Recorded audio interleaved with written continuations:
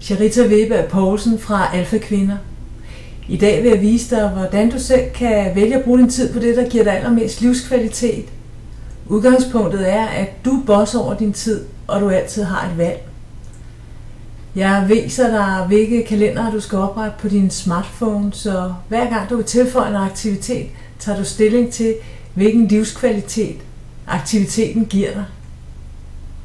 Du skal oprette 3 kalendere, en til det sjove, en til det frække og en til det vigtige. Fremover skal du så kun bruge de her 3 kalendere på dine aktiviteter ind i, og hvis en aktivitet ikke passer ind, ja, så må den jo blive ude, fordi du har valgt, at du fremover vil have et liv, der består af det sjove, det frække og det vigtige.